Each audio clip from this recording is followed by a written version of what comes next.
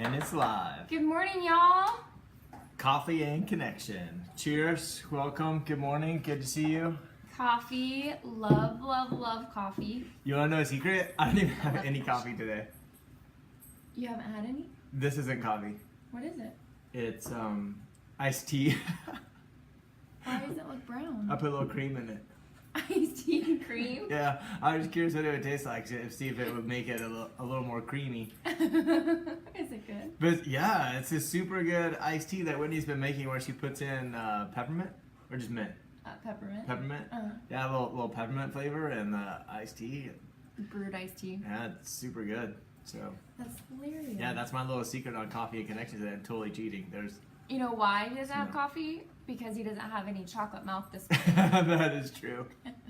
So he had to get creative. When we did our devotion, I drank cold coffee with just only cream in it, like regular heavy whipping cream. Oh, yum. See, No. I would like that, but you don't like it. No, 'cause you don't that's like why sugar. we switched to tea for this one. So cheers. Do y'all drink coffee? While you're watching this, I hope so. Oh, you're doing it? Okay. Oh yeah. Good morning, Oh, you Deb can do and it, Gary I and, think it works better if we can both and see it. Jen. I agree. Duke is present.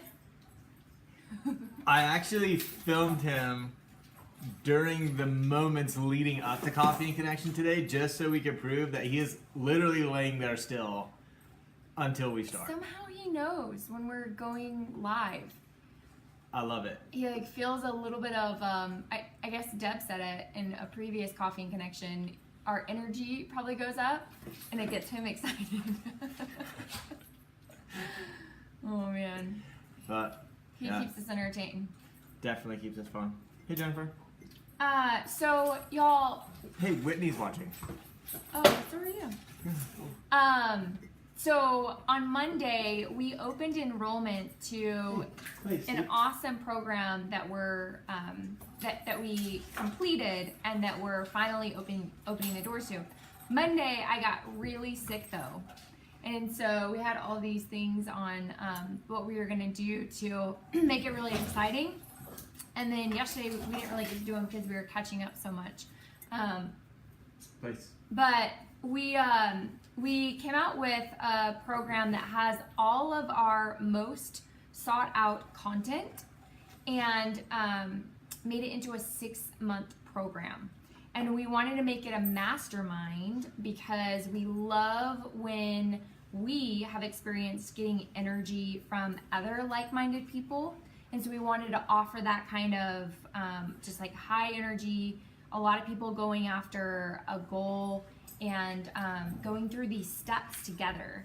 And you can go at your own pace. It's not like a timed step thing. However, we'll all be kind of on the same page, getting Checking in coached with each and- other. Totally, Yeah, yeah. bouncing ideas off each other. Of course, we'll be sort of guiding it through the material that we coach on, but but it'll definitely be a team effort. Yeah. I hope that someone out there watches this at some point who's like a trainer that has some insight into why in the world. Good. And I will put on the video. I'll somehow Good put morning, together. Annalise. He was just chilling over there, happy as could be, just laying there chewing on his toy before this began. But it's called Steadfast Warrior. And I love this name because this is what we want to create. Kind of like a warrior mindset that no matter what life throws at us, we can stay on our course and stay in our healthy habits and our mindset and tackle whatever comes up without being thrown left or right. And so I love Steadfast Warrior. Yeah. So that's going to be our program. So we have 15 spots. So if you know anyone or you are thinking about joining, we'd happy to jump on the phone and answer questions. And yeah, we'll be doing a lot of live today. So A lot. I think on the schedule I'm going live from the lake today. yeah, So, lucky. yeah. I mean, you get all the cool spots. I didn't make the calendar. Oh yeah, I did. I just go where I'm told. Whatever the calendar says, that's what I do. Yeah. So today we are talking about Courage. Courage. Yeah, because we're gonna be warriors. Hmm. So to start off, we'll jump into this, but we like it when you are telling us stuff. So here is your first assignment. Is we want to know what are your top 3 fears, and we will share ours. I'm developing a fear right now, the growling dog behind me, but we will share our top 3. But we want to hear yours. So, Deb and Gary, we know you're in bed. It's really early in California. Just start moving those fingers. Just a quick side note, Dad, if you're watching, I got this little option for a Facebook memory, and it was from 8 years ago when we were going kayaking to see whales, and the day that you put a GPS coordinate exactly on the back of a humpback whale, and we went out and Is that legal? saw it. No, from the shore. He like typed it, just put it into his thing. He's like, I think there's a whale looking out there, and it's like, it looks like the whale is right there, and he like put it on his thing. Then we got in the kayaks and we paddled to that point, and we're paddling out about 3 miles offshore, paddling into the fog. Yeah. And I'm like, hey, when are we supposed to get there? And he's like looking at the back. He keeps looking at his coordinate, which is just arbitrary, right? Like set from the side. And he's like, well, we're gonna be at my coordinate in about 100 yards. And all of a sudden, this whale just pops up right from where we are and blows its spout, and then we paddled around where all the whales were. That's awesome. It's pretty fun. So fun. But anyway, that memory popped up. It's a good one. So, Jake, what are your biggest fears? My biggest fear always, whenever I answer this question, is prison. I'm terrified of prison. Oh. And so I will not commit any crimes because I don't want to go. But there was a movie that I saw when no, I don't speed. There was a movie that I saw when I was young that was I believe it was actually called An Innocent Man. Maybe it was Tom Selleck, and he got framed and had to go to prison. I'm like, oh my gosh! Like I hope that never happens to me because he didn't even do anything wrong. He ended up there. So that's one of mine. And then real ones that affect my day-to-day life a little bit more is that I do have 2 fears that I would like to sort of get past. One is the fear of people thinking I'm stupid, seeming stupid. A lot of times I think about doing things that might get me hurt, and I don't mind the idea of getting hurt. I do mind the idea of people saying that was stupid and being right. You know, like I don't like that. And then the other one is that I have a fear of being the bad guy in whatever story is going on, and I really don't mean that in holding someone accountable or laying down a punishment kind of thing. I mean that if someone was looking at this story, they're telling the story of this moment of my life, and there's a good guy and a bad guy, and there's a hero and there's a villain. You want to be the hero. I want to be the hero, and sometimes I show up as the villain. Like it happens sometimes. Like I do the wrong thing, and I'm the one in the wrong, and I'm the one causing. And I am scared of that. Because you're human. Yeah, I am, and that's what I'm trying to come. You hate being human. That's you what want to I'm be a trying superhero. to come to make peace with, come to terms with. That I'm going to continue making mistakes throughout my life. Man. But I don't like being the villain. I don't like being the bad guy. Well, and sometimes it's even with her, and I'm trying. In our relationship. I'm trying to be a good teammate, and sometimes it doesn't work. Yeah, I'm the teammate. Well, you're stronger, but you don't have to show off. Annalise totally agrees with me. That's her number 1 irrational fear of landing in prison for something I didn't do. Because once you're there, you have to kill people. You know what? I have an idea. And then now I deserve to be in prison. I have an idea. I think you guys should both voluntarily go to prison for a day. That's a terrible idea. And just realize you won't die. So at least you could go to prison and overcome your fear. The only way to not die and then there won't ever be a fear. is to shank the other guy. Huh? The only way to not die is to be the one doing the killing. I don't get it. Like you either kill or be killed in prison. It's the law of the jungle in there. I just don't like, even if I make it through, I don't like who I'm going to be when I come out. You're going to have tattoos and swear all the time. No, I'm not going to get tattoos, but just the things I will have done. Oh my gosh. Okay, we're moving on. All right, Wendy, what are your fears? Well, Annalise says spiders and feeling like I'm in trouble for something.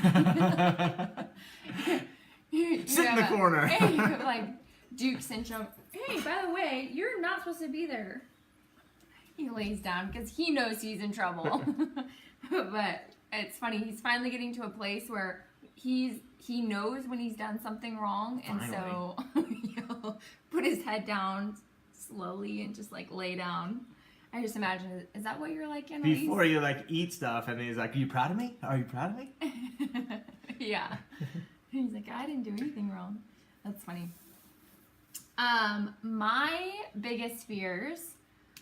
Thanks for sharing those, Annalise. I think those are all legitimate. I would just say, kill me on the first day and get it over with. What if you have people you need to get out to on the outside? There's people depending on you. You got friends and support. Like, you can't just give up. Oh, then you just have to become the monster to be able to get outside. Yeah, but on a side note, I really love what Napoleon Hill says about fear, that fears are nothing more than a state of mind. I really like that, because when I heard your fears, I'm like, those are lame. Like, I just think, like... They were Annalise's fear, too. Hear what she said about your fear, Annalise? I'm just saying that they're irrational. My fears too, but they feel more real to me. So my fears are more You just true. be cool going to prison? No big deal? Yeah, I'd be like, I'm gonna put on my tough girl hat. You don't get a hat. My mindset. It's prison. Tough girl mindset. Oh, gotcha. Jennifer says, doing something and actually being successful at it. Oh, yeah. Like, it's almost easier to just fly under the radar versus putting it out there and accomplishing it. I know I can do it, but paralyzed by success. Yeah, that's super interesting, because I can relate. Old Whitney had that same thought, like, oh man, if I'm too successful or if I'm too in shape, then I'll have too much attention, and it's more comfortable just kind of being like you said so well, flying under the radar and being mediocre. Yeah, mediocre. But that's so good awareness. What else are your fears? You haven't said any fears yet. All you said is what Napoleon Dynamite said. Or I mean Napoleon Hill. I don't want to talk about my fears. I said Napoleon Dynamite for your quote. Napoleon Hill. Napoleon Hill. So I would say my top 3 fears are fear of heights, which Gary, Jason, and Jake pushed that recently at Mount Langley. Thank you guys. Fear of failure, but not fear of failure in a event, but overall just not being great, living to my greatest potential. Like I picture myself at my in my deathbed. Who knows if I'll have a deathbed, but and being like, man, I wish I would have done this, or I wish I would have done that, or like I would just want to, yeah, I would just want to end life then. And then fear of unknown. Living comfortably and then leaving it behind to something that I don't know what the outcome or how it will play out, which we don't really ever know. So the fears are all irrational, really, when we think about it. Annalise says she can be wrong about my lame fears. They're not lame. Did I say that? I didn't mean to say that if I did. Deb says, I have a fear of hiking. A fear of hiking. A fear. Let's dive into that, Deb. A fear of falling while you're hiking. A fear of getting tired while you're hiking. A fear of being miserable while she's or hiking. Maybe it's a fear of loving hiking. Is that it? You know what's funny is that reminds me of what my Uncle Paul one time said. He was talking about my dad's about hiking in Yosemite. He said, I'm not going on one of Gary's death marches this year. Death marches. It's going to hike so far. It's so tiring. That's awesome. Yeah, and control over when we break and when we hike. You know, like. That's funny. You want the other one up there? Oh yeah. Yeah. So I came across this quote that I really like that said that. Man's mind, once stretched to a new idea, never regains its original dimensions. So I just read that this morning, and I was thinking how cool that is. I love it. So the idea behind that, the source of that quote or the meaning, is that when we have these fears, it's stuff that we think we can't do or that we don't want to face, or it's like kind of limiting us. But once we overcome them, even once, that it changes our mind, it changes our brain, and we can never return to the brain we had when we thought it was impossible, because we did it at least once. And so it's kind of a cool thing. I like that power, of saying, well, if you can do it once, then you're never going to go back to as limited as you were before. Obviously, the more you do it, the more you work on it, the better you'll get. But yeah, we just wanted to throw that out there as a second question today. Have you ever been forced to face one of your fears? And maybe it's not one of your top fears anymore because you faced it and you never returned to that dimension. But in the past, have you ever had to face a fear that you did have, and then did it change how you felt about that fear or how you felt about yourself? Good questions. Has that ever happened to you, Whitney? Well, Deb answered our question. Oh, avoiding again, I see. I love avoiding. Deb says, actually, I have a fear of falling, not falling from a height, just a fear of falling on my face while walking, like I did the other day. Oh, you did it! You overcame your fear. Uncle Paul and I have experienced Gary's walks. Yeah, that's awesome. Did you recover from falling on your face? That sounds... Yeah, it does sound bad. Should work on the getting the hands out. Deb's in her living room just doing this, walking like, whew. That's awesome. But seriously, I hope that you really didn't hurt your face. Annalise says, Whitney, I'll escort you to a 10-meter tower and you can escort me to a prison visit. When are we going to do this? Let's do it. I don't mind visiting prison. Just don't want to be locked in the key turned. Good luck. Yeah, no, I would not want to be on a 10-meter tower. No. So, touche. Fear that you have faced? Oh, yes. When I gave up alcohol, the fear of unknown popped up hardcore. When I looked at even 30 days, I was like, okay, 30 days, and I know it probably sounds crazy to y'all, but 30 days without alcohol, that sounds super boring. And it sounds really unenjoyable, and I don't know how I'm going to socialize with my friends. I don't even know if my friends are going to want to socialize with me. And so just a lot of unknowns, and so those unknowns just created this feeling of fear, but yeah. And how did it change how you felt about that fear? 30 days.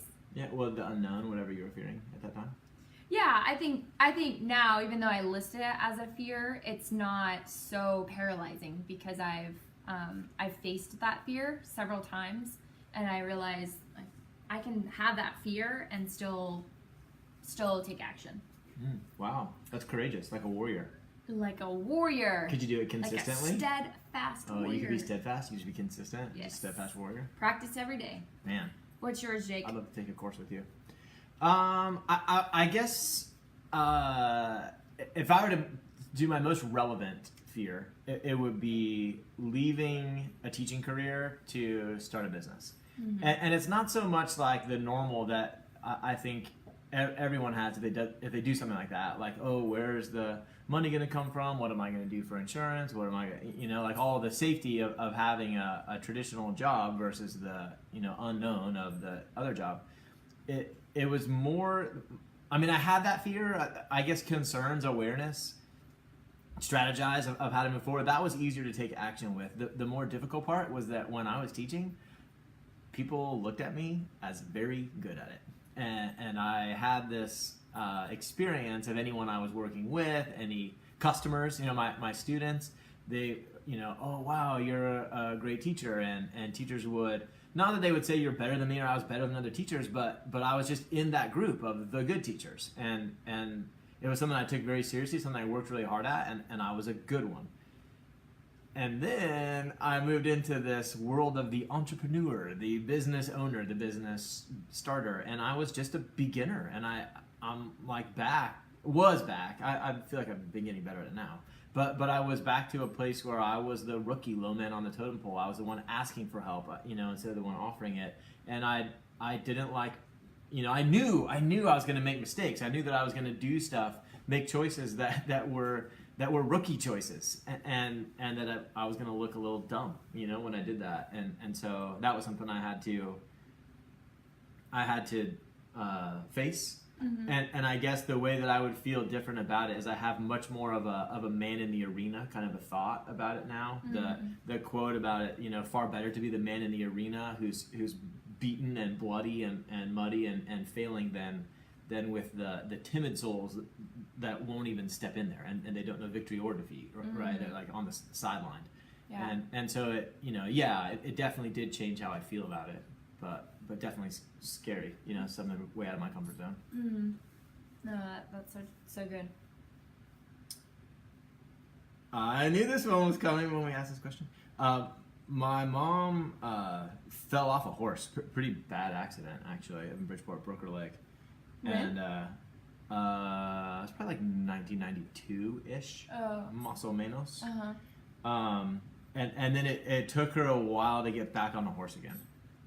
And it was something where it was not, she wasn't sure if it was something that was still in the cards for her, mentally, and there was a lot of fear around it. But it actually, when we were looking at this topic, I was thinking about you, Mom, actually, and it's impressive. And I think about how much it offers you, how much you get from horses right now, and the fact that you almost, or at least it crossed your mind to let that go because of fear. Mm-hmm. Is an awesome story, actually, and a great example of the importance of literally getting back on the horse.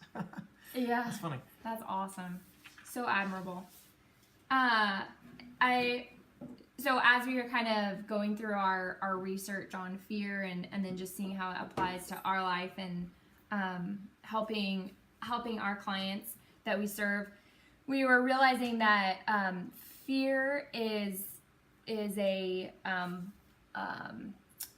like a block that allows us to seek other opportunities, accomplish other opportunities, become our ideal self. And I really, really love that concept that there are all sorts of fears of spider, fear of, fear, lots of phobias, but the actual fear that steals our dreams and steals opportunities of who we can become is really prevalent in our life without us even realizing it. Like until I overcame a fear of the unknown, I didn't realize that it was a fear that was stopping me from being someone who doesn't drink alcohol. So I thought that's so powerful just to have that awareness. And then a quote from Henry Ford that I really like is, one of the greatest discoveries a man makes, one of his great surprises, is to find he can do what he was afraid he couldn't do. I love that. But did he ever do anything? Henry Ford? Yeah. No. No. Just gonna hang out. He was one of those timid souls. Can you imagine if he was a timid soul and he didn't pursue his dream? How that would affect your life? We'd all be yeah. You specifically. Yeah, I have a Ford. Yeah, a Mustang. A really cool Ford. You wouldn't even have it. Yeah. No, I love it. Kind of one last thing. We'll keep checking to see if you guys want to weigh in on this, but there is one other thing I want to mention before we step away from this for a minute. But one of the cool things is that the fear, we sometimes think about our fear as like in big events. And even when I looked at my own fear, I'm like, oh, what was I fearing? Well, a big event, a big life-changing event, leaving one career for another. It's also small, and it kind of shows up more consistently in the small areas of our life. And if you think about any big goal that you have, fear pops up. Any big life change that you want to make, if you want to really say it out loud, you're almost like hesitant to say what you'd like. I think all of us would probably like to earn $1 million in 1 year. I think that's a pretty common thing that someone would like. Well, that's a lot of money. I don't know. And it stirs up a lot of fear. And so there are these thoughts that come up in your head. They're like, well, I don't deserve that, or I don't know how to do that. And you're kind of telling yourself, no, you're not the kind of guy that could do something like that. Whatever it is, it doesn't have to be $1 million, but whatever you're going after, there's like a voice in your head, a critic inside your head that's saying, no. And that's a courage that can show up daily in a very small way, is the courage to stand up to that bully, you know, to be there and say, no, you don't tell me what I can, watch me take action in this. And that's one that I really liked, was kind of putting that in perspective and seeing that it doesn't have to be grabbing a snake, even though that's an awesome one. But it can be just standing up to that inner voice inside you that's telling you can't when there's something big that you want. Yeah. 2 things that I'm currently working on that really scare me is 1, writing a book, and 2, public speaking. I really want to share my testimony and help other young women. And so right now I'm writing a book slowly, and I'm taking Toastmasters classes every week just to become a better speaker, but also will force me to practice speaking in public.